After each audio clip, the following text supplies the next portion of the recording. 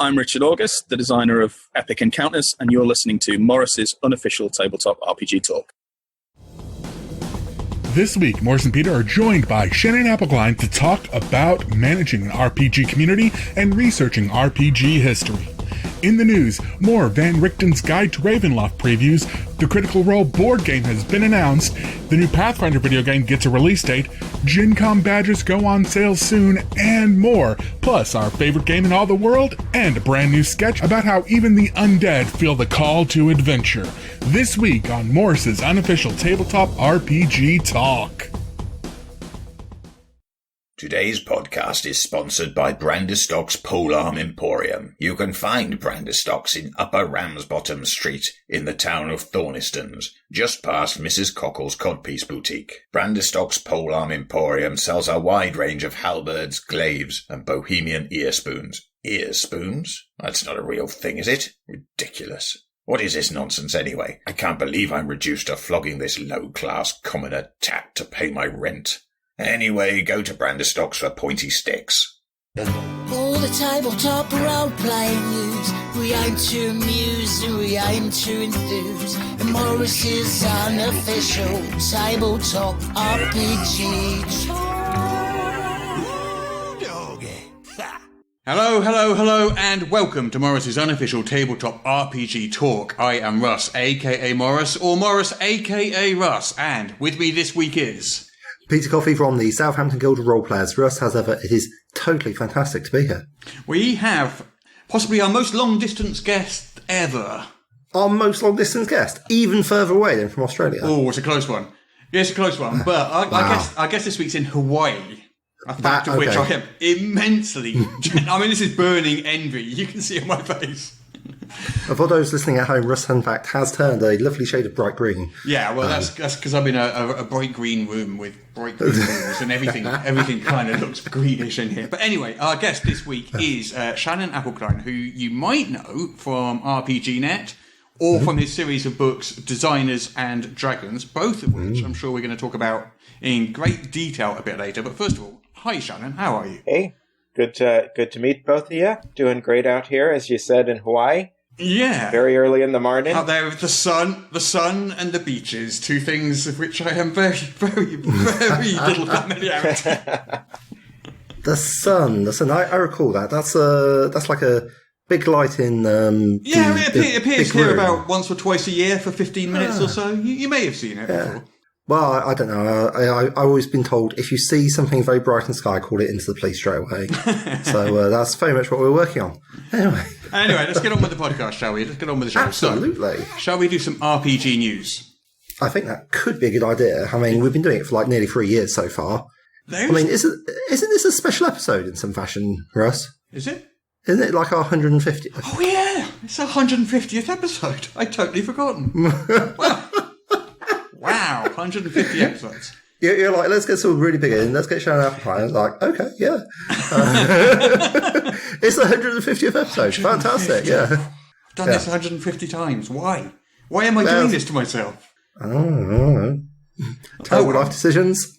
Anyway. It's why we play role-playing games, for the terrible life decisions. Yeah. Anyway, RPG, there isn't actually that much. It's been a really, really quiet news week.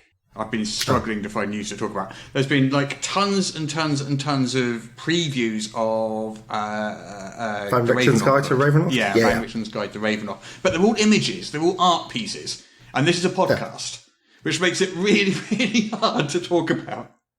I mean, hey, we had Claudio Posas in to talk about images like twice now, so it can be done. I think probably the major thing I've heard is apparently there aren't any stats for the NPCs.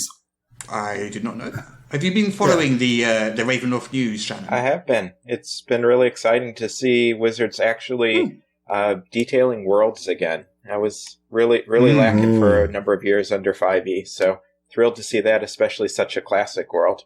Yeah, I mean, Ravenloft is, I think that and Dragonlance are my two, they're the two D&D worlds that speak to my heart mostly. Yeah, like Forgotten Realms, I can take it or leave it, but... I'm an old Greyhawk fan myself, but Dragonlance was also coming out when I was of that age, and loved to see that. Yeah.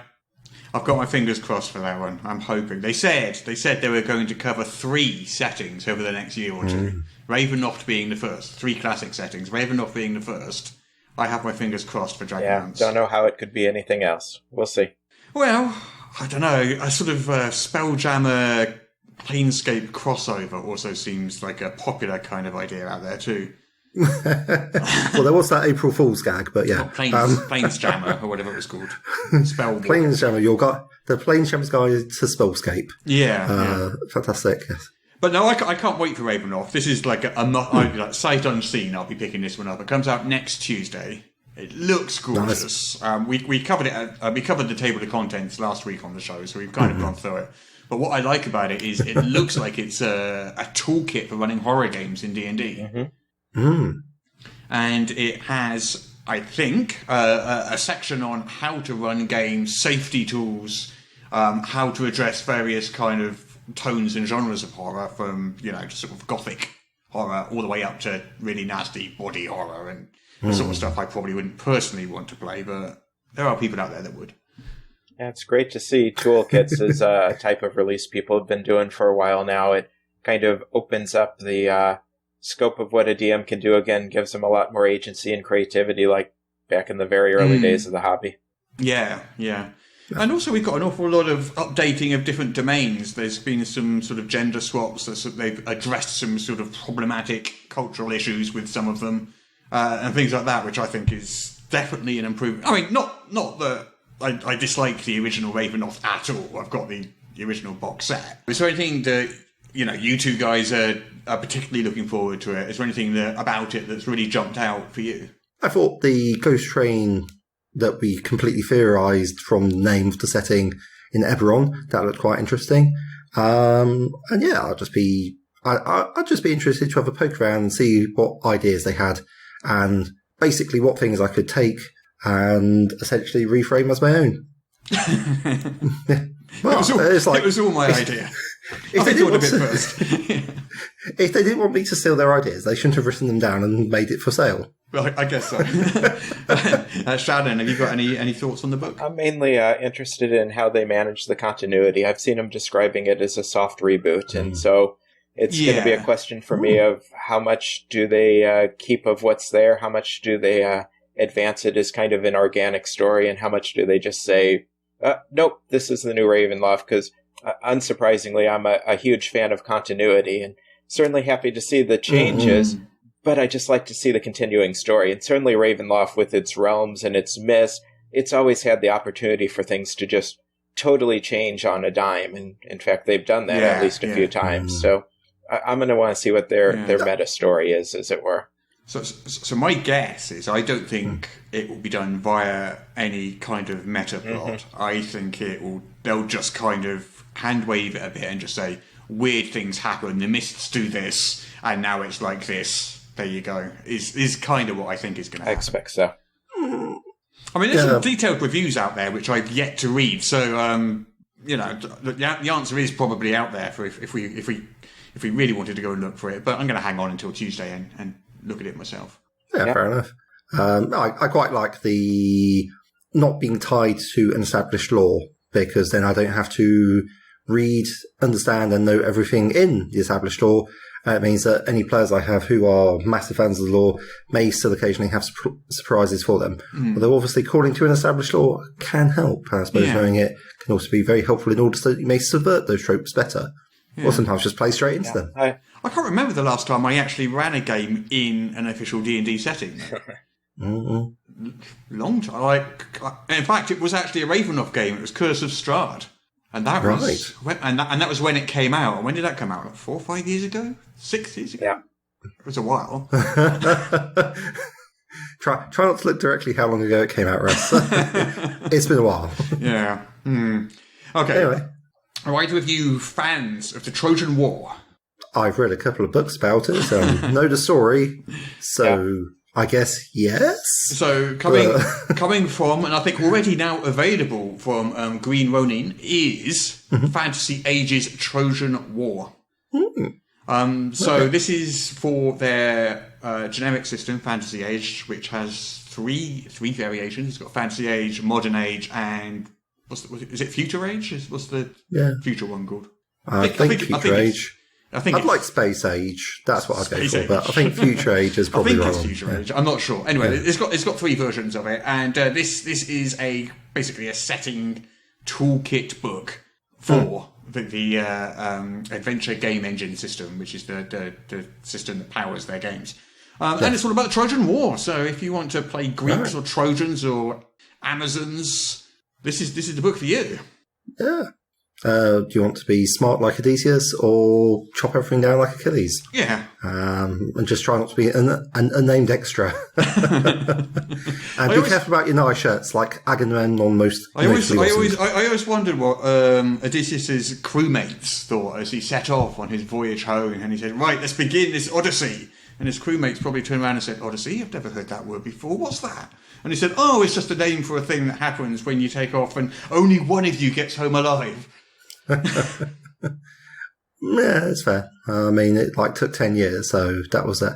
I mean, and the Mediterranean just isn't that big, so Yeah, but it's really nice. It is very nice. I'd take my time too if I was him. Okay then. Right, let me have a look and see if I can find some more news. This is not so much RPG news; it's actually board game news, but it's from Critical Role. Oh yeah. Okay. So Critical Role, I think it was last year, announced they were creating a game studio called Darrington Press. Oh yes, that's right. Yeah. And amongst those things that they plan to bring out include a couple of role-playing games, new role-playing games as well, not just D&D material, and some board games. Mm. And right now they're announcing their first board game, which is called Ukatoa, UK''OTOA. Ukatoa. Oh, that's interesting. Sounds kind of, I don't know, Middle American, Mesoamerican, Aztec-y.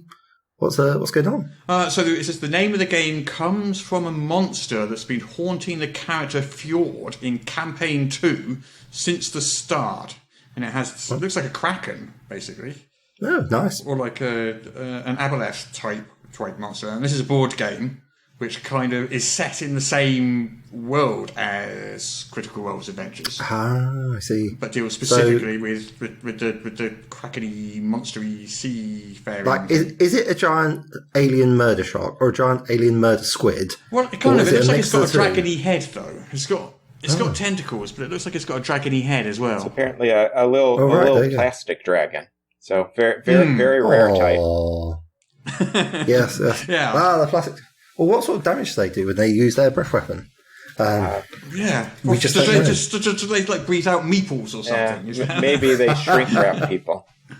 Oh, that would be unpleasant. Oh, goodness. It's apparently there you are. Try to swing your back. A semi-cooperative game. Kind of interesting to see what they do with it. I'm very surprised they didn't start with a fantasy board game. Yeah, I mean, I would have thought they would have started with a D&D role-playing product, given that that's kind of their wheelhouse. But I guess they're trying to expand beyond that, and they want to develop IP in general rather than just be pigeonholed as a D&D company, which is why they're doing it this way. Yeah, I remember when they first made their announcement a year or two ago, and everyone said, "Wow, Critical Role is doing a company, and what is this?" In regard to the board game. So interesting to see. I love co-ops, so. Well, they are. They are going to be made. I can't for the life of me remember the details of what it was called or what it was about. But there is a brand new RPG, totally unrelated to D&D, coming from them, written, I believe, by Matt Mercer. Right. But it's not connected to D&D in any way at all. Yeah, and it will kickstart $1 million. Of course it will. Of course it will. It's fair. Although, to be fair, talking of Kickstarters of $1 million, so Ouroboros. Yeah, that's the one by the people who made Warcraft, Yeah, that hit $1 million just the other day, and is now the fifth tabletop RPG Kickstarter to do that since April this year. Wow. In the last 10 years, or however long Kickstarter's been around, about 8 years maybe, there have been 8 in total. Tabletop RPG Kickstarters that have beaten $1 million, and 5 of them have been since April this year. Crikey. I mean, have we had our first $2 million Kickstarter? I'm sure we've had. Yeah, there have been two. So there was Matt Colville's Strongholds or something. Fortresses, yeah. Yeah, a couple of years ago. Yeah. And then there was the One Ring this year. Yeah. Just slipped past $2 million. Crikey. Yeah. So, seems like it might start being a 2 million club at this rate. Yeah, I don't. Which is like mind blown. It is amazing. I mean, it's partly, I think, to do with like Backer Kit is now heavily on the scene with these really big ad campaigns that is funding, and then it takes a percentage of your Kickstarter after the event, so you don't have to have the money in advance. And I think there's some big Facebook ad campaigns being run through Backer Kit, like tens and tens of thousands of dollars, maybe more. Yeah. But you know, it could be anything. It could be pandemic related. It could be. I think you guys in America have been getting some checks from the government, haven't you? Yep. What are they called again? I knew what they were Stimulus called. Checks. Every couple of months they send us more money to stay home. Yeah. So it could be all of these things added together is causing this. Or it could just be some kind of weird old coincidence. Who knows? We've certainly seen Kickstarters ramping up the whole time. I remember the first year we had any reasonable Kickstarters, I wrote, wow, we got something that did $15,000. And then the next year we had 10 or 12 that did 100. Oh, crikey. But again, what's been weird is Monty Cook Games has been doing like $250,000 to $500,000 Kickstarters consistently from the start. They've mastered it. They could just do it so reliably now. Yeah. And I think Cobalt Press are a bit like that too. Maybe not quite to the same levels, but they're doing sort of 200k Kickstarters frequently, aren't they? Yeah. There's plenty of money out there if you've got the right product. Yeah. And of course, you can get it in front of the right audience. Yeah. Because that's what a lot of it seems to be. It seems you almost have to do your pre-marketing before you even get close to the Kickstarter. Oh, of course, yeah, you've got to do it. Moving on with the news. What little news there is. I could slip in a plug for my own thing, because obviously next Tuesday, my next Kickstarter is launching. Oh, yes. The one for ACE? For the Awfully Cheerful engine. Marvellous. And I am super excited about that. So I think I'm appearing on a couple of podcasts about it over the next 2 weeks. Oh, very nice. This week we recorded I ran my first ever video recorded demo live stream. It wasn't live stream because it's recorded, but of a game the other day. Yeah. It's about an hour long. It's quite tight, but I can't. I've looked back. It's not that bad. It's okay. I was a bit worried. Yeah. I look forward to seeing the broadcast when it comes out. Yeah, well, I think it'll be ready before Tuesday, and it'll be on the Kickstarter page. But I am super excited about that. We have got a little bit of news about Gen Con and a little bit of news about PaizoCon. Ooh. So, Gen Con is taking place September 16th to the 19th. There's a reduced capacity. And badges are going on sale on Sunday, May the 23rd. So these will only be 4-day badges. A limited number of them. Once they set out, they're gone. Although there will be some single-day badges coming available later, apparently. And also, anyone who pre-purchased badges for the 2020 Gen Con, who opted to roll over to 2021, they should already have their badges assigned to them, along with an option to roll it over to 2022 if you're still not comfortable going, because I wouldn't be. Yeah, seems amazing that we're getting back to in-person cons already, but it's a number of months away. Yeah, no, for me, no, it's not happening.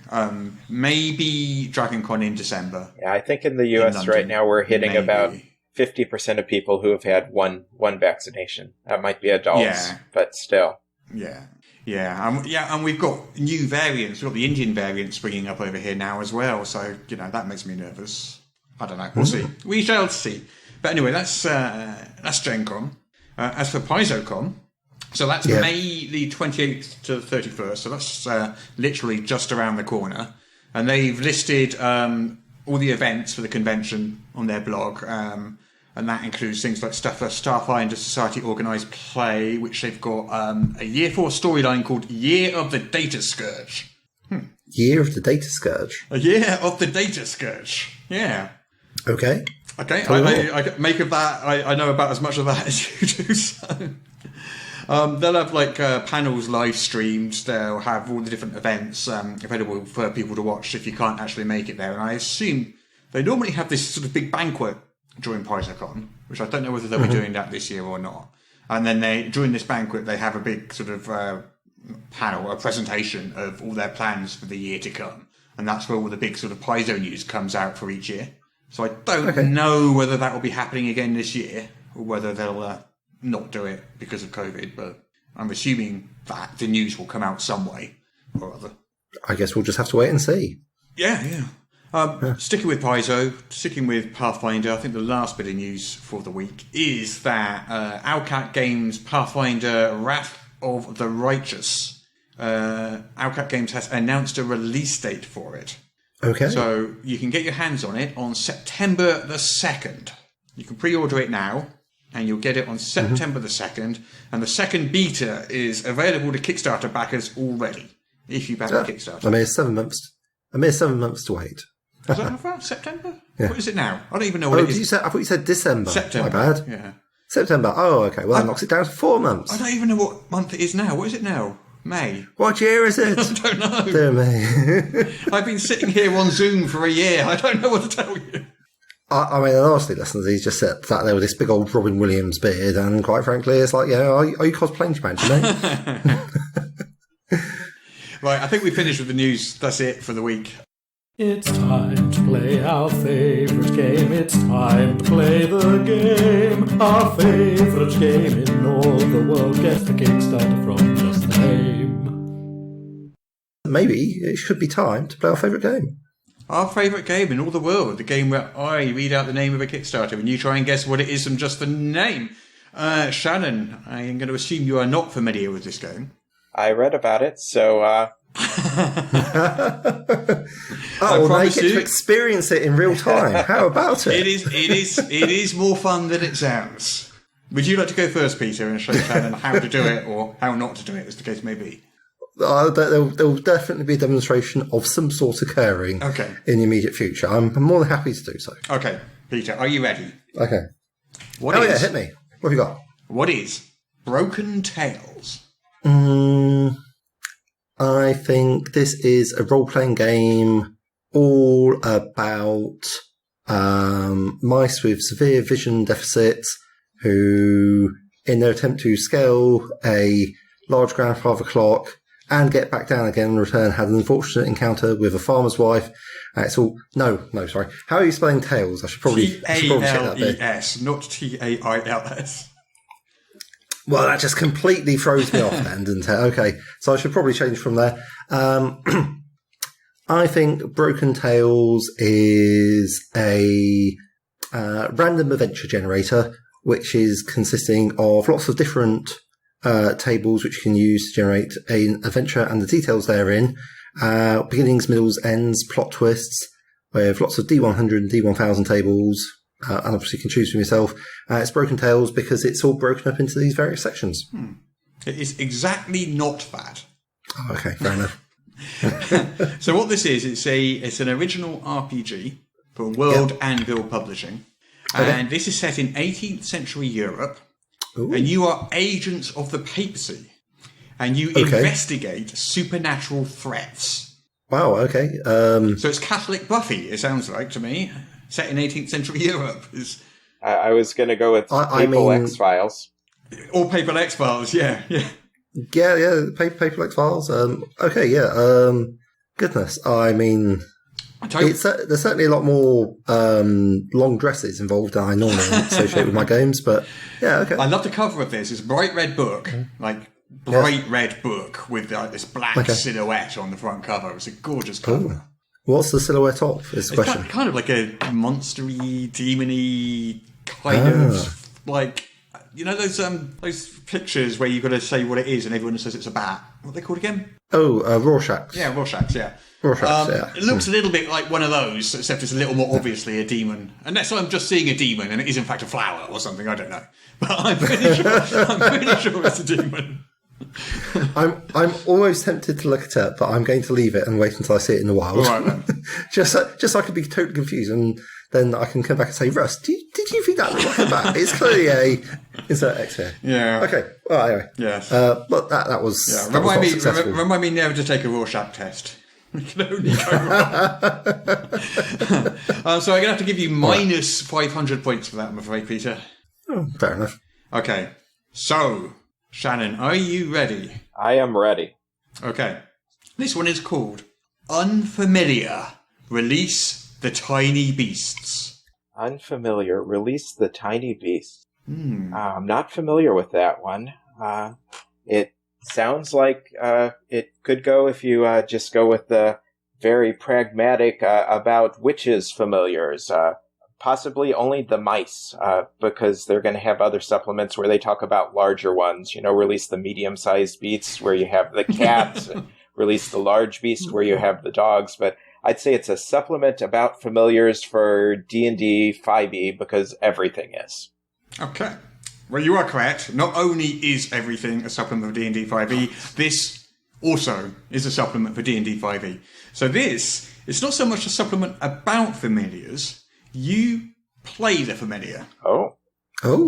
Technically, you used to be a familiar, but you've been set free, and you have a taste for adventure. I was afraid you were going to say a taste for blood for a minute there.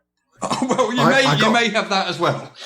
I got to say, considering the lore surrounding familiars, then a taste of blood would be entirely fitting. I mean, and to be fair, actually, I suppose most adventures, they are quite similar. Yeah, So the Find Familiar spell has 13 different species on it.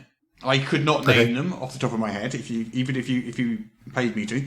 But they have divided them into 3 subspecies.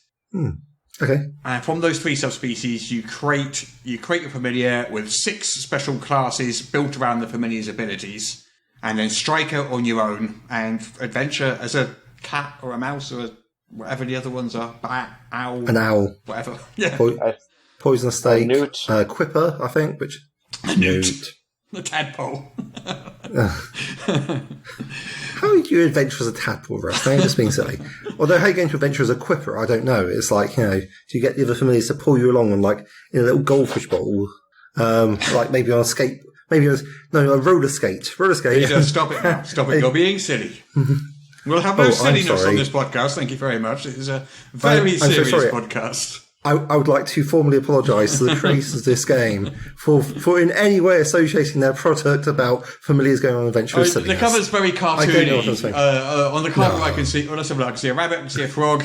I can see a badger. I think a cat, a bat, some kind of bird. So, it looks fun. Why not? And welcome to this week's episode of Russ Says Animals' Names in that confused fashion. Shannon, I'm going to give you 7 points out of 10 for that. Very good. Which means you are currently in the lead. 7 points to minus 500. Everything to play for. Okay, Peter, are you ready for your next one? Yeah, go on then. Okay. What is Valbrick's Silver Ring? Sorry. Valbricks, did you say? Could you spell Valbrick for me? Valbrik. Okay. Valbrick's Silver Ring feels like it should be an adventure path, possibly involving some sort of halfling called Valbrick, who meets another halfling, possibly while separated from his friends in the caves, and they engage a game of riddles and... No, wait, I'm just describing the plot of The Hobbit at this point, aren't I? Okay, yeah, we'll say there's Valbrick, has a ring, it's magic, it's an adventure path. I think it is probably an adventure path for D&D. It is an adventure path for D&D, but it's a 3-part adventure. Would you call that an adventure path? Why not? Let's call that an adventure path. It centres around a wedding where everything goes wrong. This is for D&D 5th edition, as I said. It's for 8th level characters, and it's a randomised adventure. There's a set of 81 cards that are used to randomise that experience, and these include combat and role-playing encounters, puzzles, skill challenges, and more. Interesting. Just kind of fun. Yeah, well, could be good. Yeah. What it isn't is The Hobbit, unfortunately, Peter. I'm sorry. No, that's fair enough. Sorry, so that's another minus 500 points for you. So you're now at minus 1,000. Okay, fair enough. Which is a good score. Yeah. Okay. Shannon. I always take the modulus on my scores because then it makes it much easier for me to enjoy them. So, Shannon, all you have to do is not score minus 1,007. 8. And 8 in order to win. This is the final one. All right. And this I one will is do called... my best. You got this. No. It's harder than it looks sometimes, got to say. So This is one of the one-word ones as well. They are the top ones. Oh, my. Nowhereville. Nowhereville. That sounds like a role-playing game where you play rock legends, real nowhere lands, living in a Nowhereville. I think that's how that song went. Possibly there are yellow submarines involved, possibly an octopus's garden. It's a whole fantasy role-playing setting based around the songs of the band that they cannot name because they did not get the licensing rights. That sounds fun. That sounds like a great game. That's not what this is, but that does sound like something I would pick up. So this is an original system, a core rulebook from Nerdburger Games. This is about a town that won't let you leave, and it's a horror RPG inspired by Stephen King, The X-Files, and Twin Peaks. Okay, so sort of hitting off a sort of a surreal. I'm getting a bit of a surrealist vibe, with a certain amount of there's magic going on, but in a very strange and unknowable fashion. Yeah, I mean it's kind of rules light. Yeah. And of course, yeah. It looks like the art heavily narrative focused. Yeah, the art is kind of pencil black and white sketch art, which looks quite bleak and quite cool. Okay, so they're going for that, as I say, David Lynch sort of vibe. Sounds interesting. I would definitely give it a go. Yeah. So, Shannon, you did get it wrong, but I'm going to give you 1 point because I really did enjoy your idea, which gives you a total of 8 points to Peter's minus 1,000. So I think we have to declare Shannon to be this week's winner of our favourite game in all the world. Congratulations, Shannon. How does it feel to be the victor? I'd like to thank my cats and my wife and everyone who made it possible. Oh, we never had an acceptance speech before. I think you might be setting new standards, which we are ill-equipped to meet in the future. Well, you get to take home the trophy this week, Shannon, and the trophy, as always, is a metaphorical trophy. It is a smug sense of self-satisfaction. Oh, I think I already got that.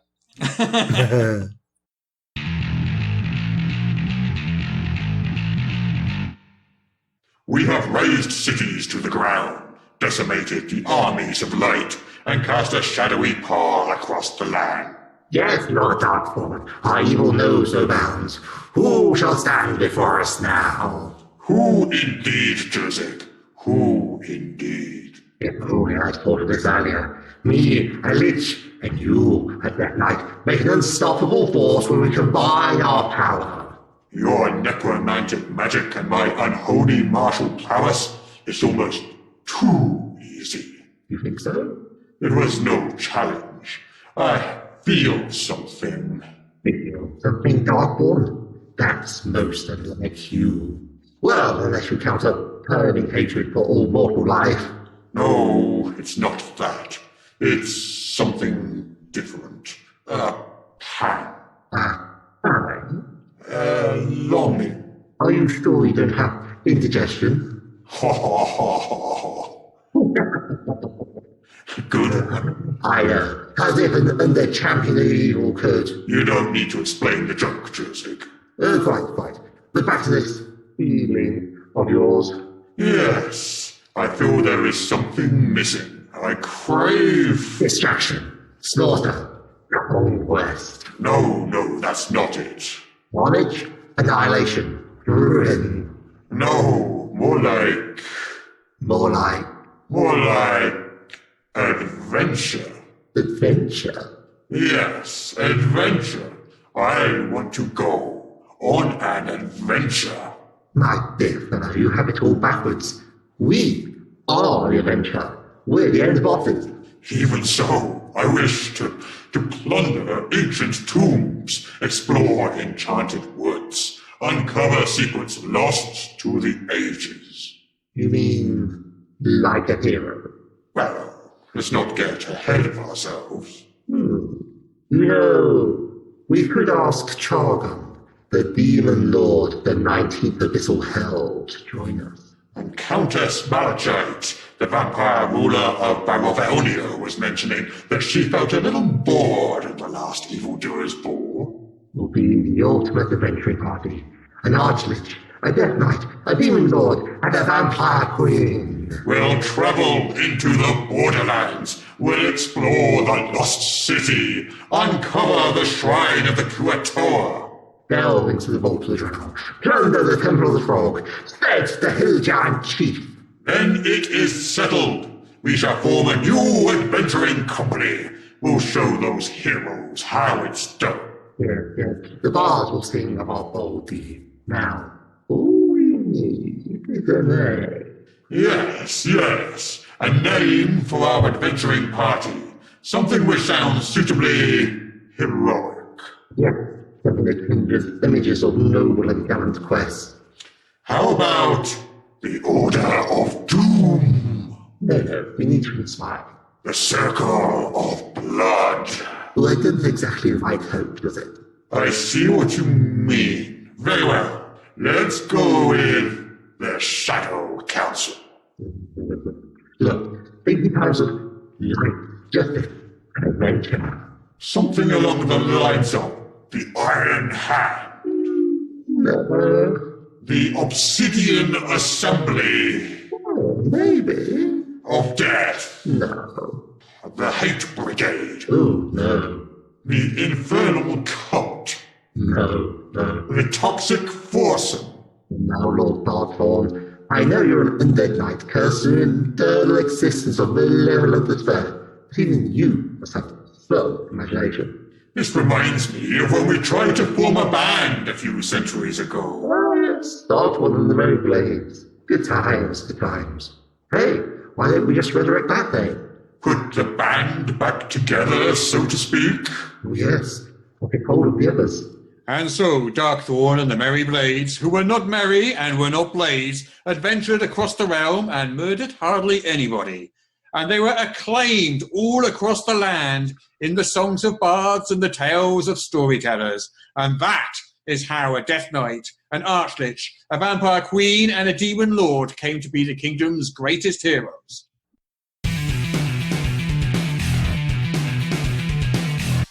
Hey, so Peter, I was walking down the road the other day and I saw this bunch of really cool, good-looking people. Cool, good looking. That could only be our patrons. Yep, man, I have never seen such a well-informed, debonair bunch in all my life. Yeah, right, why is that? I don't know, you tell me. Well, if I was forced to speculate, I guess it's because they listen to our top secret, super exclusive bonus episode every week. Bonus episode? What? Yeah.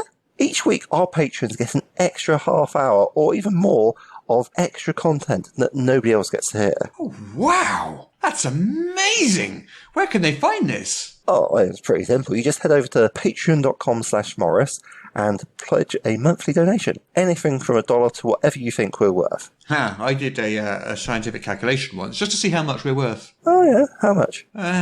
You probably don't want to know.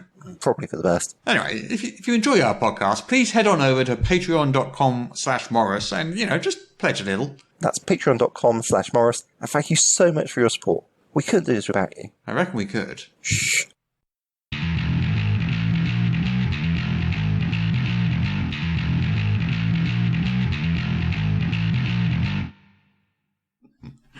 Right then, shall we talk about Shannon? Certainly. Or should we talk to Shannon? Which should we do? Talk to him or about him? Which is... It seems kind of rude. It seems a little rude to talk about him, especially like, when he's right there. here. Yeah. It's like, otherwise you could just stay in bed for a bit longer. Anyway, yeah. So, Shannon, I know you best from RPG.net and from Designers and Dragons, but that's not, you've done a lot more than just those two things. But they're the two things that, if someone says to me, Shannon Appelcline, that's what springs to mind. But I think maybe listeners who have bought things off DM's Guild, especially sort of legacy D&D products, might have noticed your essays at the bottom of a lot of them, where you've gone into the history of older modules that are being sold on there and things like that. Yeah. So, would you describe yourself as an RPG historian? Is that fair? Yeah, that's a fair title, RPG historian. Certainly, a lot of my efforts right now are going into writing histories, and have for several years now, about a decade. Yeah, I mean, Designers and Dragons is basically a series of books going through the various decades, covering the history of the industry. I mean, how many books is in that set? How many have you done? Currently, there are 4.5 that are published, and I am working right now on another 7, 8, something like that, depending on how you count them exactly. I mean, it seems to me that is an epic undertaking. I mean, how much research and how much? I mean, I assume there's a lot of internet browsing and a lot of calling people up and interviewing them. What does the research for something like that look like? It's a company by company set of books, and that's always helped me to constrain it because I can say, okay, I'm looking at this individual company right now. A lot of my initial research came through magazines. Yeah. Particularly for the older companies, they do a great job of, saying what people were thinking about the games, what they were thinking about when they designed them. For the more modern ones, as you say, the internet browsing is great, and there's also a lot of people who now are going and looking back at those things themselves, which gives you a lot of different viewpoints. I actually don't do a lot of original interviews myself. I find original interviews untrustworthy to a certain extent because they're often, especially for the old companies, they're so far after the fact. And I've looked at interviews that people from the early industry have given over the years, and decade by decade the stories change, just because our memory naturally changes. And so particularly for people that have done lots of interviews, you can really see how they had different viewpoints, different emphasis, even often different answers for what caused things. And so I really try and go to the earliest primary sources that I can. I do interviews sometimes when I just feel like there's not enough in the written record. I just did some histories of a few of the fantasy heartbreaker games, so-called. One was called Legendary Lives by, I think that one was... and the other was Fifth Cycle. Fifth Cycle was by Shield Games. Legendary Lives was by Pariah Press. Anyways, these were games that got some interest because Ron Edwards wrote some essays about them around 2000. But back in the 1990s when they were published, there was almost nothing written about them. Certainly the designers didn't say anything about them. So those were cases where I said, well, there's nothing there. I need to talk to these people. And certainly when I'm done with histories, I then try and pass them off to the people and say, so what do you think? Are there any problems here, any mistakes, anything that you see that does not look correct? But by seeding it with as much of the early material as I can, at least I am pushing the focus toward what they might have been thinking and trying to remind them of what they might have said 10, 20, 30 years ago. So I think the general answer, what does the research look like? It looks like a lot. Right now I am writing 1 to 3 histories a month, maybe in about half time, 70, 80 hours a month is going into that. And probably more than half that time for the histories is in the research. And once I get it all down, get all organized, then I just write. So these books they're published through Evil Hat. How did that come about? Did you go to them with this idea, or did they come to you? They came to me, not with the idea. The idea originated on a column for RPGNet, and I had started producing an index for RPGNet where we were, cataloging all the games, like RPG Geek has also done since. And in some of these games, ones that I'd had on my shelves and stopped collecting at some time, I said, what happened to that company?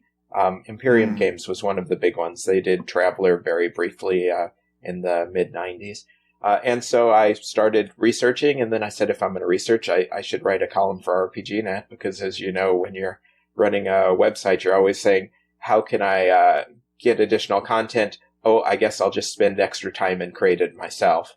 And so when I started publishing those on RPGNet, I went on to Wizards of the Coast just as something to get people's attention.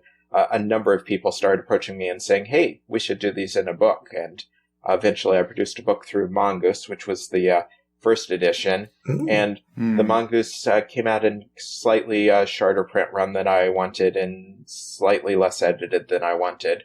And so when my ability to retrieve the rights came up because it fell out of print, I'd been talking with Chris Hanrahan, who not only was one of the principals at Evil Hat before, and is again as of very recently, but he was also one of the owners of my local game store in Oakland, California. And he said, loved this book, was really sorry Evil Hat didn't get to publish it. And when I got to the point where I could retrieve the rights, I said, hey, I could retrieve these rights. Would you like to publish a new edition? And we went from there. Okay.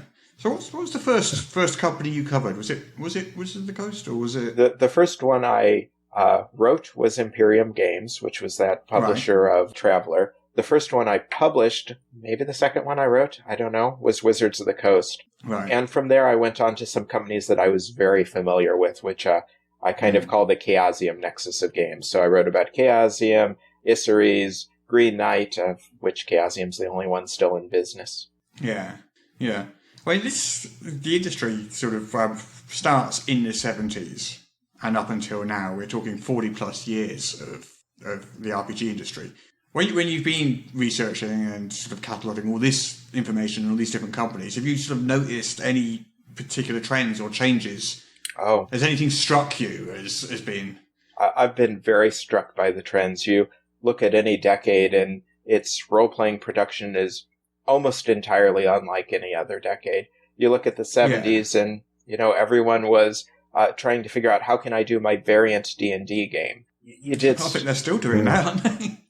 Yeah, they're still doing it, but, that's kind of the new trend that started out in the odd aughts, where they no longer have to hide it. They no longer have to change systems. They can use the D20 trademark license back then, the Open Gaming license now and back then, and they can do their variant of D&D as close or as far as they want. And so they don't have to throw out things that, aren't, that might be protected by IP. They have rights to use a lot of things.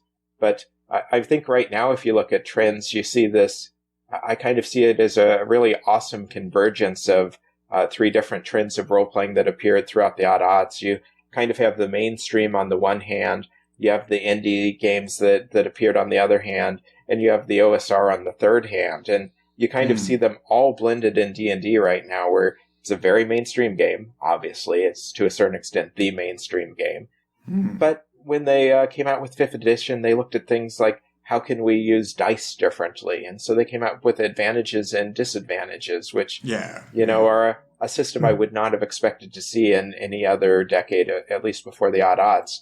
And at the same time, it really went back to, kind of a system that was more reminiscent of basic D&D, probably, which has been one of the primary real systems that the OSR is concentrated on. So, well, it's a kind of a step. I don't want to say a step down in complexity, but it's a little less complex than, say, 3E or 4E before it.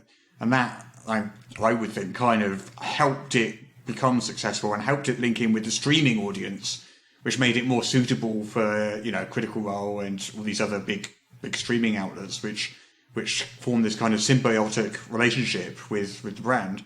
Yeah, I think that's very much the case. We really saw complexity kind of peak in the 90s, and it's actually funny to look at it. You look at D&D 3E, which certainly I think was the most complex of the Dungeons & Dragons games. And it was a step down from the complexity that the industry as a whole was playing within the decade before. But I think when you talk about trends, that's what you see a lot. D&D kind of adopting and polishing the trends that you see emerge in the rest of the industry and pull it back into the mainstream. Yeah. So, out of all the different companies that you've catalogued, which ones did you find sort of like the most surprising or notable while you were going through their history? Now, one of the things that I have constantly find surprising is that whenever I write a history of a new company, almost any time, I just fall in love with it. I find all of these new amazing ideas, and there's a lot of companies out there. There are. I think there are about 100 in the original set of books that either get a full history or what I call a mini history. But I mean, recently I totally fell in love with the Swedish role-playing companies that we were talking about. I want to get and play multiple of the games put out by Free League, who is one of the biggest, Free League, and because they have all of these kind of old school yet modern system, kind of survivalist, so very open play, and it sounds very exciting. When I was writing the original books, the second edition of the books, one of the companies I really fell in love with was Burning Wheel. Their, kind of complex. It reminded me of RuneQuest, which has always been one of my favorites, game system, and yet with more, emotions, goals, intrinsic traits, all of that.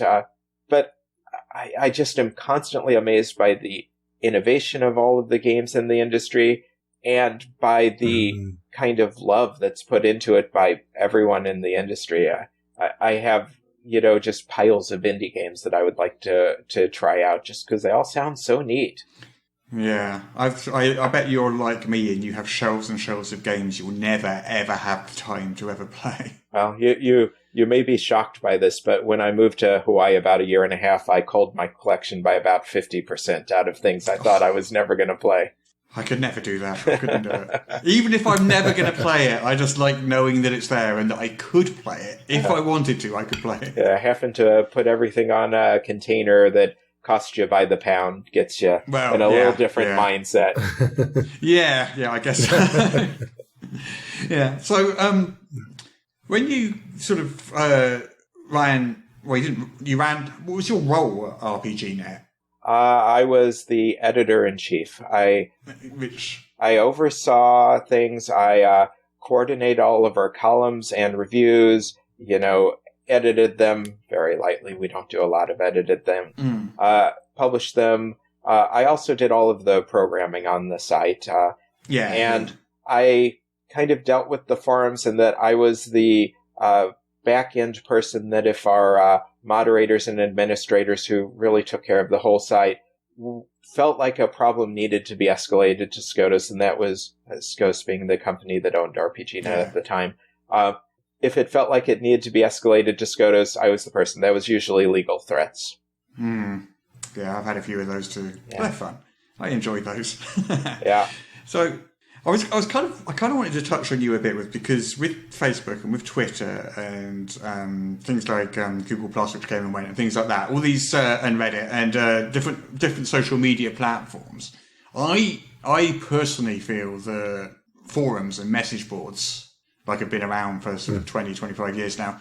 I feel that they still have an important role to play in the infrastructure of the community, and I was just kind of wondering what your thoughts on that were. Is that something you'd agree with? Yes, I totally agree with that. I'm no longer editor-in-chief of Role-Playing RPGNet, so perhaps I have a less biased view and still agree with that. I feel like it serves a few purposes. The first one is longevity. You mentioned Google Plus. Google Plus was a crucial part of the role-playing industry for the decade or so that it was there. The OSR in particular totally depended upon it. Yeah, it's come, it was here, and it is gone. And so, a site like InWorld or RPGNet, which have both been around for excess of 20 years, that can create a very different type of community. I think it also helps that neither of them are beholden to some larger company that at some point might say, no, there's no value to this in comparison to our other properties. I think the other thing is kind of going with the longevity. It is an archive of our history. And again, I am biased here because I'm a historian, but, you talked about, hey, I bet you do a lot of research on the internet. And I do. And a lot of that comes off of message boards. And it's sometimes people talking about the products and the companies, and you can get insights into how they were thought of at the time or how they're thought of now. But we also get developers, designers, publishers coming onto the boards and talking about things. And I've just found crucial insights into their point of view at a specific time because of something that they published on a board. And it's always very sad to me when a board doesn't live up to its longevity and goes away. And you can kind of get it through archive.org, but message boards have been some of the ones that are archived the worst on there. And that's our history disappearing. So it's great to have the boards that stick around. I also think that message boards tend to create a greater sense of community than something like Facebook or Facebook. You just don't always see every post. You don't always see every response. It gets muddled in with everything else you're doing. And so I'm certainly on any number of communities on Facebook, but I don't have the same sense of community because I don't know who the people are in the same way. And I think that goes to the final thing I'd say, which is I feel message boards just give more ability for expansive commentary. You know, you start with Twitter, and I mean, how much are you going to say in 280 characters? Facebook, the general trend is certainly toward a few sentences. I write paragraphs and paragraphs on Facebook, but I know that's not the norm. But on forums, message boards, you can talk in a lot more depth than people do. Yeah, I mean, like a forum conversation, I feel, is like a Twitter conversation or a Facebook conversation happens very fast. You'll put something on there, you'll get responses, a lot of responses very quickly, and then they'll stop. Yeah, and then it's gone in a day. After a few hours, and then they'll stop. So you'll get like 20 shortish responses, and then it will stop, unless you've got a massive following or something. Whereas on a message board, the responses won't flood in quite as quickly, but they'll keep coming in for days and weeks, maybe even months, depending on the topic. Yeah, sometimes when I'm researching things from archives, I see someone posting years later, "Oh, hey, saw this."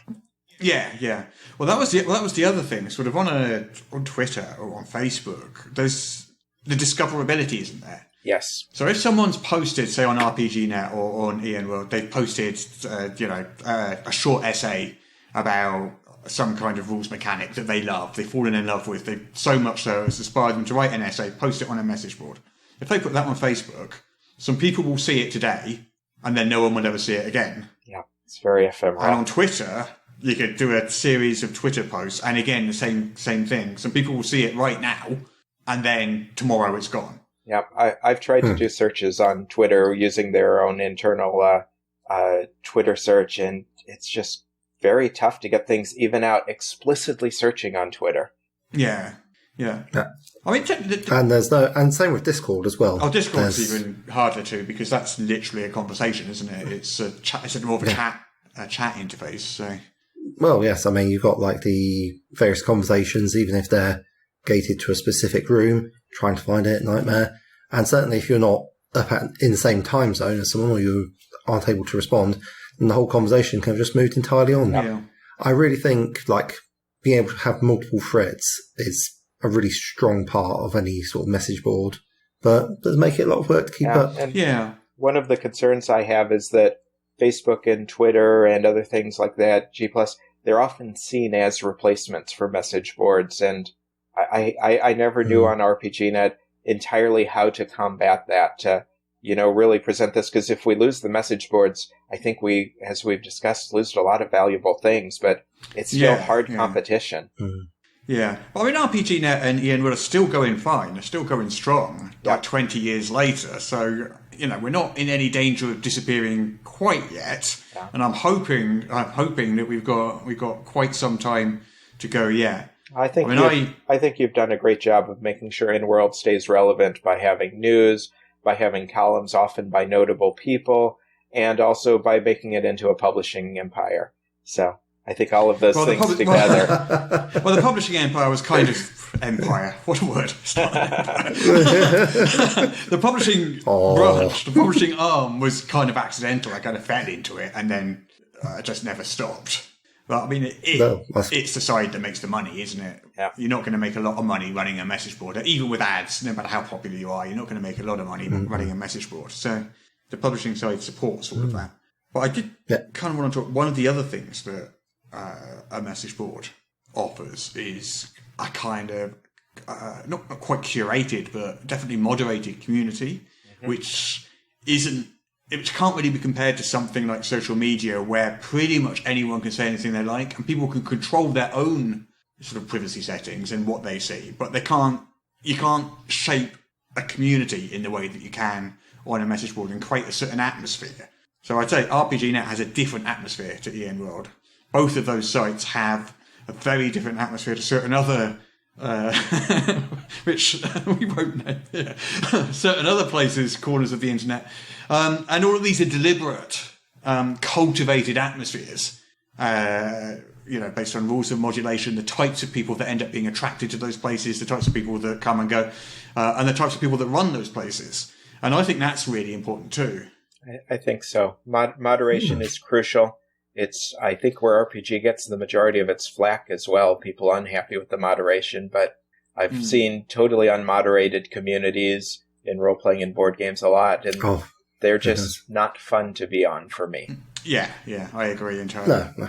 I mean, people like different things, and there are people out there that do like the Wild West aspect of a number. But that's not me. That's not where I want to be. I want to be in a place where I know that there are basic rules that make sure that everybody's basically safe and comfortable. Nobody's going to go off on some kind of weird racist rant, or if they do, it will get dealt with very quickly. Yeah. Yeah, it's easier to burn a place down than it is to build it up. Yeah. And that's true of just literally everything. And for one reason or another, there are a lot of people who just want to break down other people's carefully constructed spaces. That is true. Wait, why did you stop being the editor over at RPG Now? Was it you just time? You may not be aware of this, but running an online site can be somewhat stressful. Maybe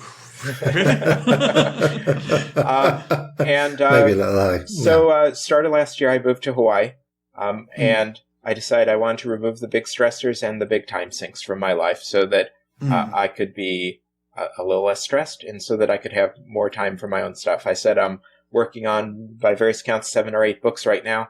That's because I stopped entirely my full-time employment, and my full-time employment was when I was running RPGNet. So I still do some contract tech writing to pay the bills, and half of my time nowadays is spent on working on various role-playing and other projects. So you talk about stress and stress factors. What?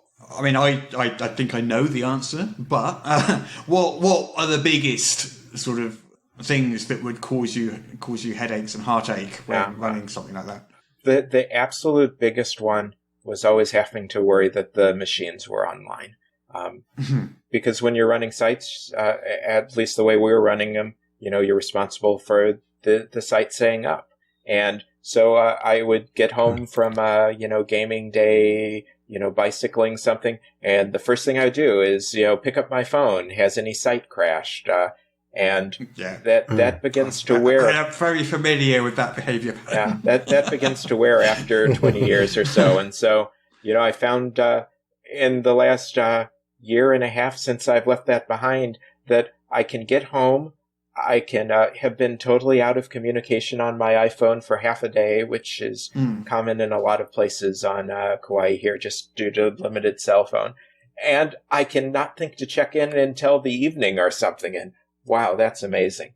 The other stressor were the threats, usually legal threats because someone didn't like something that was published there, usually because they were getting called out on something shitty that they were doing. And legal threats would severely stress me out. And, people, attacking the site for other things. I mean, I had a certain person who we shall not name who not only tried to ruin my reputation by Google bombing me because he did not like getting kicked off of RPGNet, but later started, as far as we can tell, certainly looks like it, making fake accounts in my name to talk himself up. Yeah, I'm familiar with the situation. Yeah. So that was kind of stressful too. I've not had that happen to me before. I have had someone who made an exact copy of my site and called it. What did they call it? It was N-word or N-wold, or I can't remember what it was. Anyway. Yeah. And then exact copy, like the layout was the same, the logo. There was a news section at the front, which was basically looked like mine, except all the news there was just me allegedly sort of ranting about this or that or the other. And it was just like, it wasn't around for long. I guess whoever it was just got bored and gave up, but it was around for maybe like 3 or 4 months or something. And I just look at it occasionally and think, what am I saying today then? Yeah. I'm having a rant about D&D, about how I hate it or something. And it's like, I think as kind of the editor-in-chief leaders of these sites, we become lightning rods for any decision made by anyone involved in the site, at least on RPGNet, often that had nothing to do with me. I mean, certainly we stood behind everything that our various people did, but it was like, okay, you're throwing fits over how awful I am because of this decision that someone else made. Great. Yeah. I mean, I think my approach is slightly different to RPG Nets in that mine is more, I sort of put my name at the top of it and I say, look, okay, the buck stops with me, it is me. Yeah. You're dealing with, and if you get kicked off, it is me, this person here, who is going to kick you off, and I'm going to tell you exactly why as well. Whereas I think RPG Nets, you're kind of more formal about it.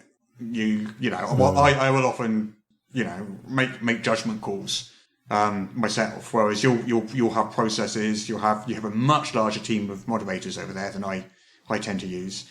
I mean, do you find that sort of helps or hinders the problem?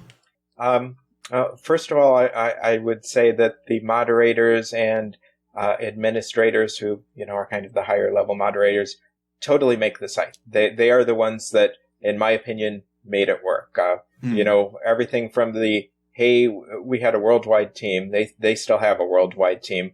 Everything from, hey, there was someone to hit spam, within 5 seconds of it appearing most of the time to, dealing with people posting racist rants or whatever.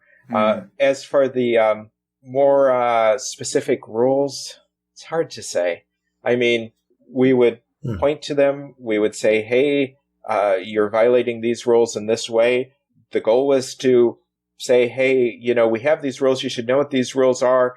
And, they're not arbitrary as a result. And then they'd get called arbitrary anyways. So my guess, and I didn't ever actually do the frontline moderation. My guess would be that it gave more of a template, a Bible for the actual moderators to say what's appropriate and what's not appropriate. It also has the danger of giving bad faith actors on the forums the ability to figure out exactly where the lines are and stand just on the right side of the line. Just how to game the rules, yeah. But I mean, that's kind of why I tend to have looser rules, just because, people game when someone tries to game the rules at me and then tries to quote my own rules at me, that just irritates me.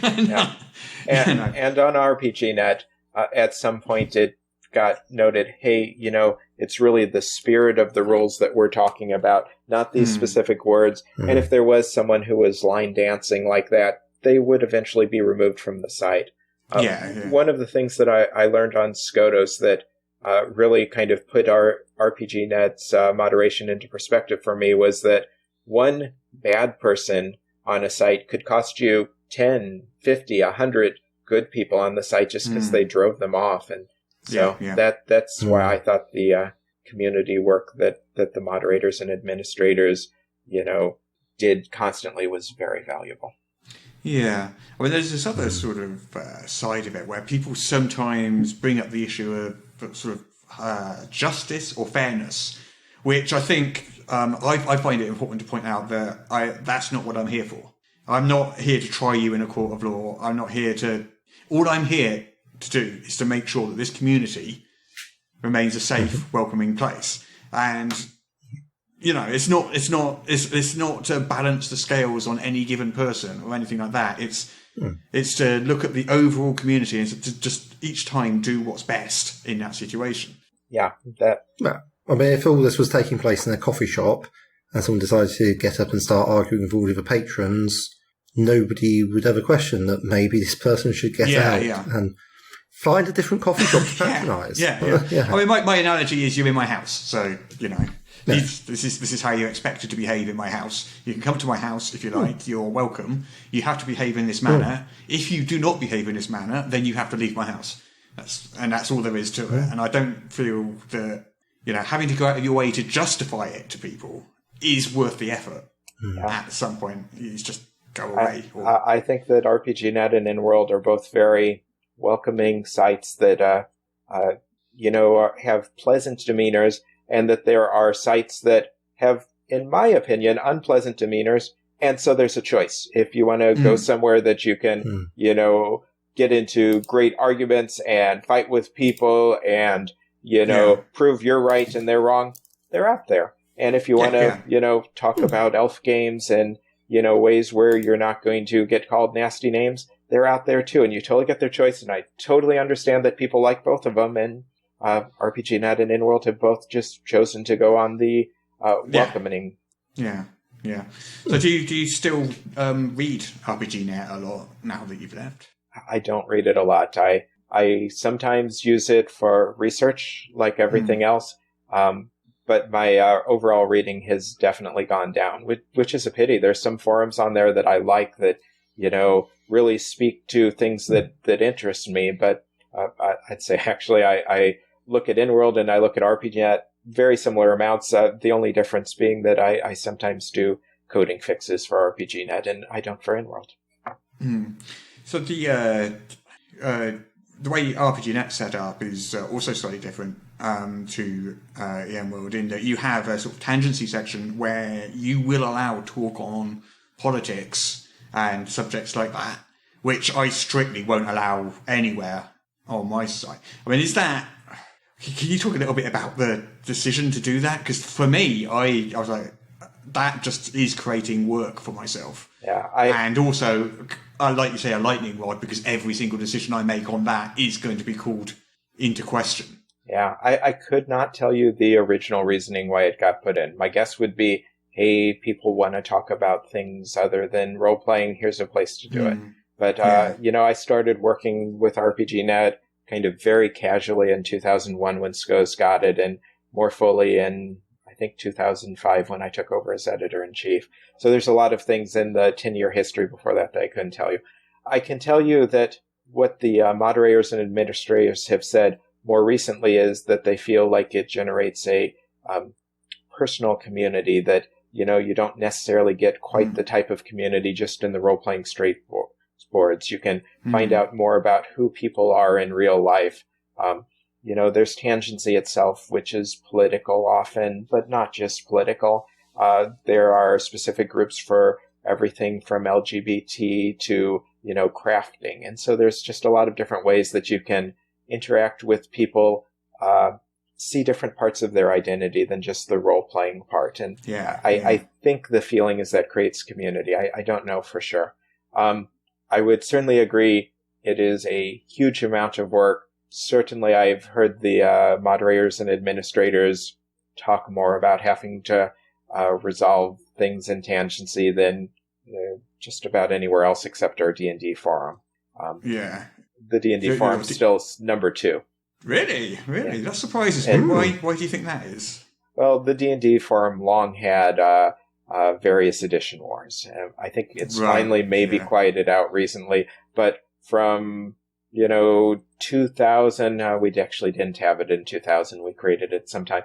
From the point where we created it through 2014, 15, somewhere in there where D&D 5e was out and had started to really settle, there were edition wars, particularly in the 4e era. I'm sure you had lots of edition wars too then. Yeah. It wasn't the best time to be a site moderator, I don't think. RPGNet has probably, I think it's fair to say, more of a focus on the overall RPG hobby, whereas InWorld is more focused on D&D. Although both cater to both, I'd say. I think it's fair to say that sort of that difference exists. Yeah, I feel like there has been convergence, but certainly one of the original reputations RPGNet had was kind of being the center of talking about indie after the Forge and the Real Core places like that, but kind of a more mass media board. And certainly there was a while where it really had a reputation as being somewhere to talk about World of Darkness, because for whatever reason, a lot of the moderators had come from that community. And so I think it still has that indie vibe still. D&D was actually really... It got almost no attention for a long time. And at one point I finally said, we need to create, at the time, a D20 board to increase the people's discussion of D&D, because it got lost among everything else. And that was very successful. And that's why there is D&D talk at RPGNet now. It's because we created a specific sub-community to talk about it and give people a chance to discuss it without their threads scrolling within a few hours. Yeah. Yeah, whereas sort of EN World originated with D&D, it originated as a D&D 3rd edition website, and then expanded into other games from there. But still, definitely the focus is mainly D&D. Yeah. So, what would you say some of the sort of other big challenges with running a site of that size are? You've sort of mentioned the technical side a bit, making sure the site's staying up. You mentioned the stress, which is threats and things like that, and the moderation issues. What else is there? Kind of still on the technical side. Keeping software up to date has been a big challenge. We've both gone through big forum upgrades over the years. I think I took RPGNet through 2 huge forum upgrades, and a real challenge that we found on our site, and I suspect is true on your site, is we were just too big for the forum software. I don't remember last time I looked at the count. 20 million messages sounds about right. When we were using what was the system you used? You used vBulletin, and you used Zen4.0 now. What was it before vBulletin for you guys? I think we used something called PHPBB at a time. When Sandy and Emma first set things up, they set it up not quite as a central forum, but as you'd have threads on individual reviews, columns, I remember and stuff that. like that. Yeah.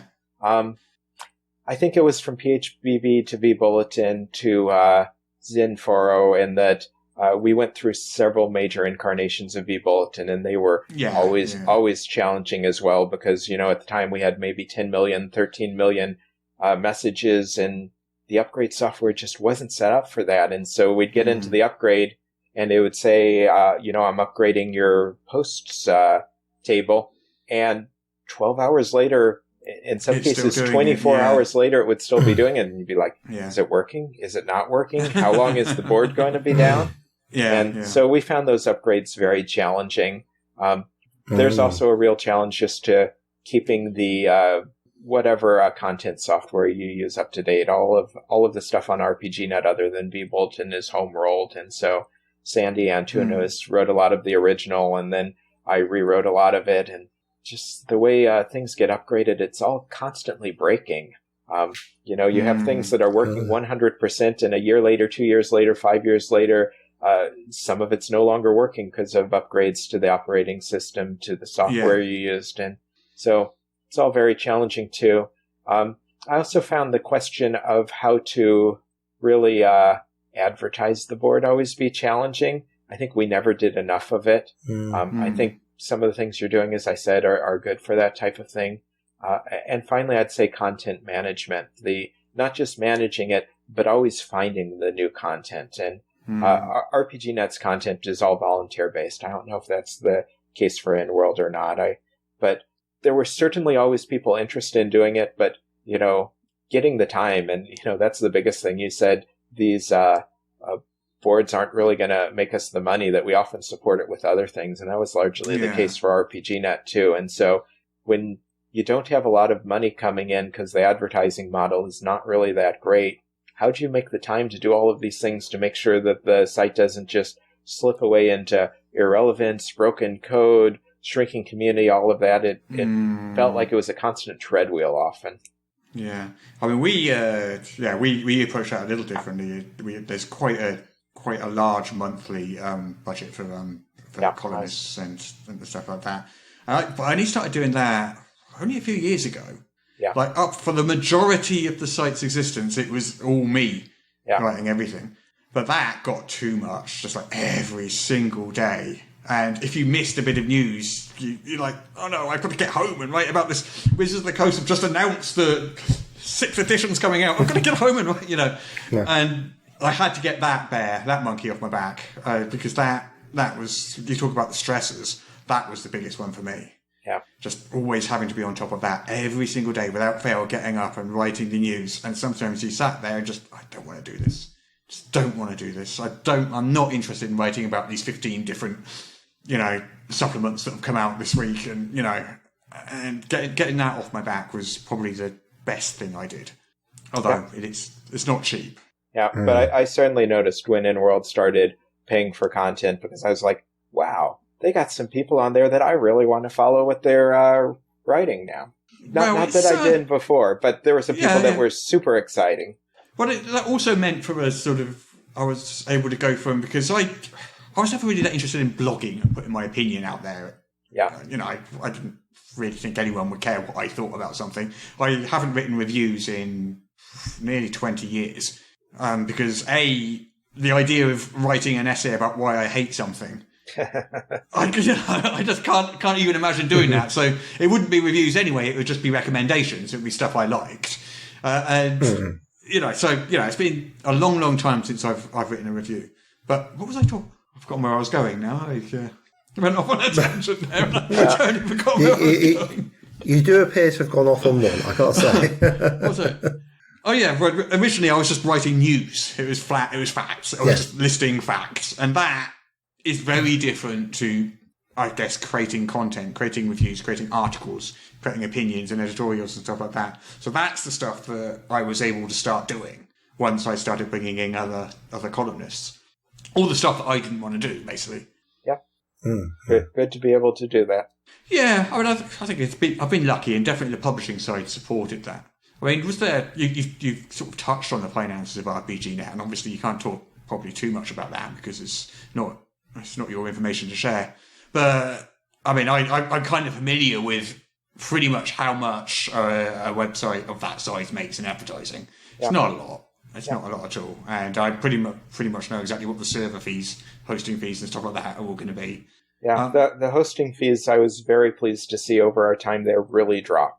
When we started RPGNet, we had an actual physical colo that was, down by the bay, near the San Francisco Bay. We had to pay for all of these machines. We had to keep them up to date. That was certainly another stressor when, at 9 p.m. at night, one of our machines went down and I had to bicycle down a couple of miles to the other side of town.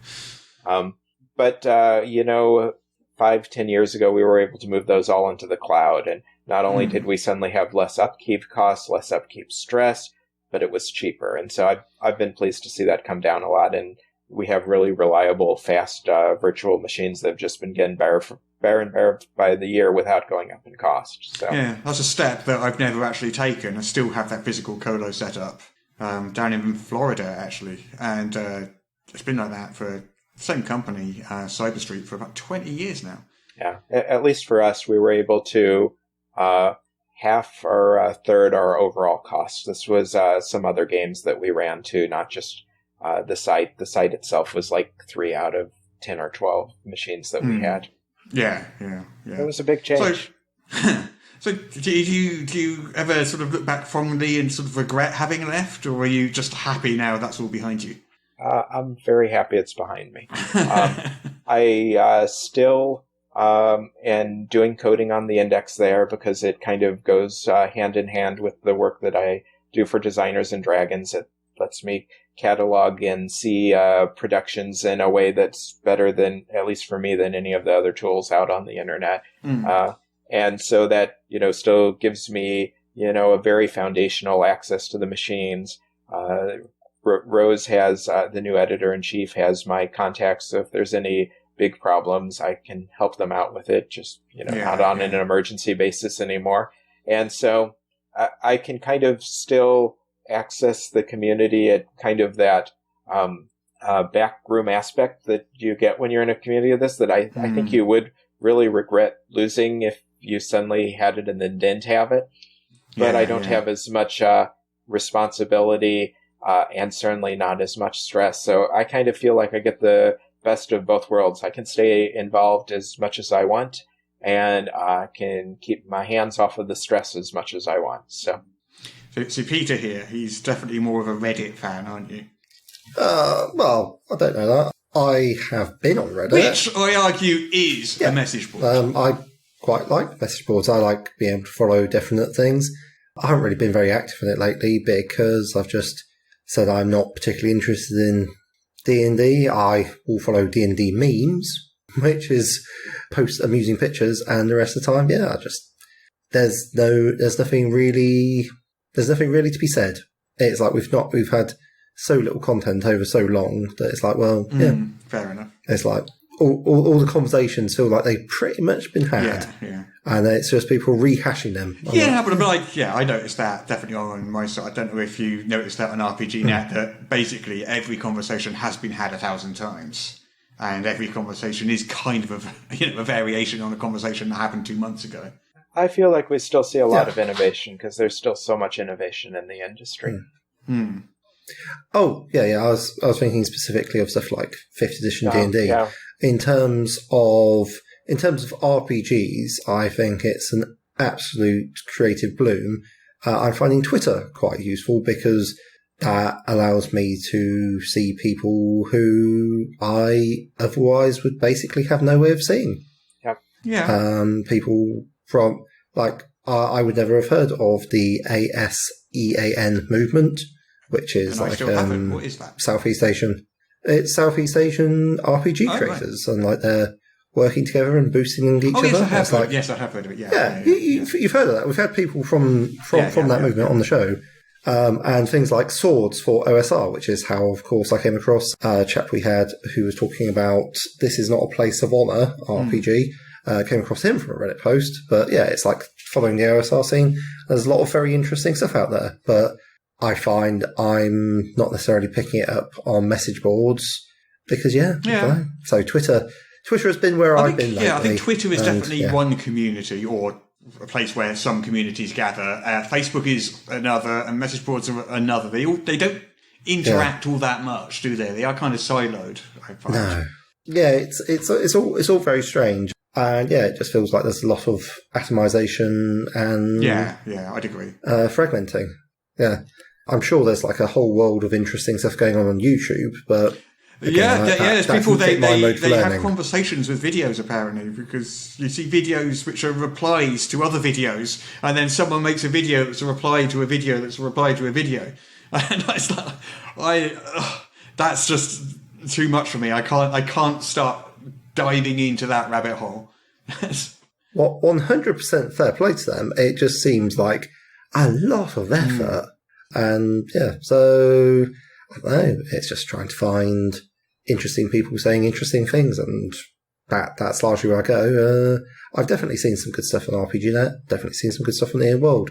It's just like I'd say, I do tend to get in stuff on Reddit, it's because it lets there be branches in the conversation. And that is something that appeals to me. But I can see for other people that would be horrendously complicated and no fun whatsoever. So it's I think it's just people go with whatever they like, really. Fair. I think Reddit's the third site that turns up a lot when I'm doing research as well. So. Yeah. And let's not forget Giant in the Playground. They've got a fair amount of stuff as well. Like the Giant in the Playground from the Order Stick guy. Yeah. That's been around for a long time too. Yeah. They've certainly got a lot of optimization advice on there, which I've seen, and I'm sure they've got a lot more. They've got play by email games and everything. But I don't know, because there's just so much of it. I couldn't keep up even if I wanted to try. I was just wondering, and I'm sure Shannon, you probably got some thoughts on this about how long formats like this can last. Or what the future, or whether they'll evolve, whether they'll go away, what the future of communities like ours is, especially in the face of social media. Yeah, it's so hard to say. Maybe we'll see forums evolve and pick up some aspects of social media. Maybe we'll see videos integrated, or maybe we'll just see them continue on. We certainly have not seen them disappear from social media. And social media has been around for a while now. But, the question will be, is there going to be, a forum killer that comes out? G+ could have been that. It certainly seemed to take a lot of attention from us for a little bit, but now it's gone. So I think it's possibly at the point where you couldn't start a new one now. That might be. Or, maybe you could, but it would be very, very difficult, and you'd have to establish a really, really strong niche for it. And somehow get the traffic.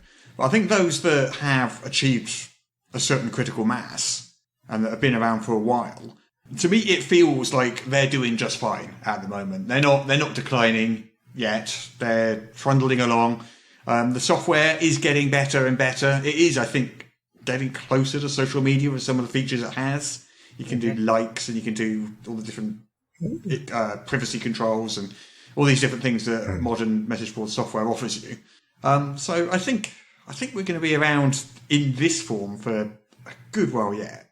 Well, one of my other hats that I wear is that when I do my technical writing, I'm writing about decentralized identity, blockchains, and other decentralized technologies on the internet. So one of the disadvantages that we have on message boards right now is that none of the real federated systems of identity took off where you could use Facebook to log into different things. And I think that's good because they were deeply flawed because they gave that centralized control to Facebook.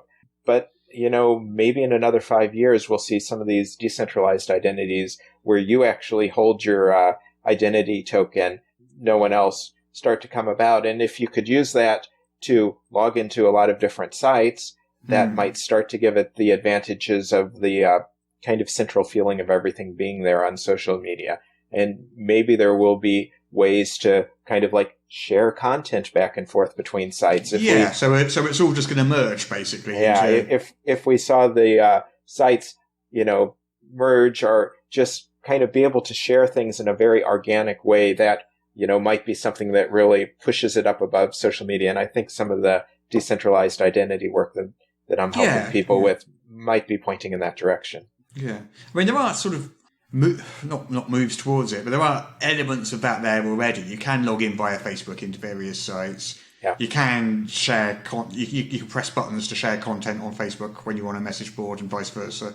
But it's all just slightly not quite there yet. Yeah, and what it's I'd really too clumsy.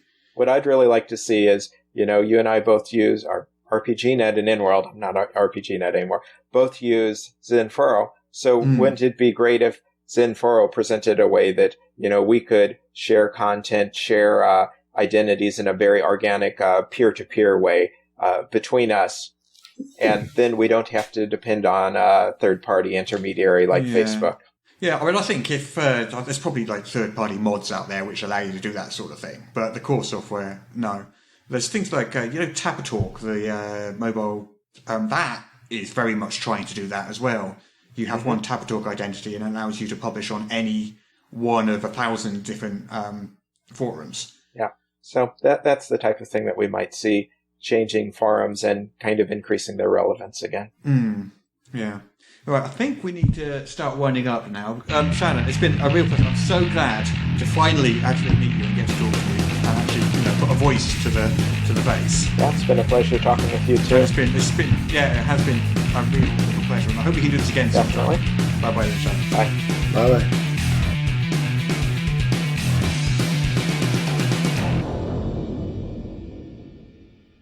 Bye-bye. Apparently I now have to read this to you. This is the official podcast of Morris's unofficial tabletop RPG news, which you can find at enworld.org. You can find show notes at morris.podbean.com or wherever you found the podcast. If you feel like they deserve it, you can support the show on Patreon. In return, you will receive exclusive bonus content. Just go to patreon.com/Morris. If you're interested in his babbling nonsense, you can follow at Morris on the Twitter. Send your emails to morrispodcast@gmail.com. Not all of your emails, just the ones you want us to see. That's it. I'm bored now. You can go away. Shoo, off you go. Goodbye. Get out of here. Not that I dislike the original Ravenloft at all. I've got the original box set. But that for the listeners was a cat. Shannon's cat leaping across the screen.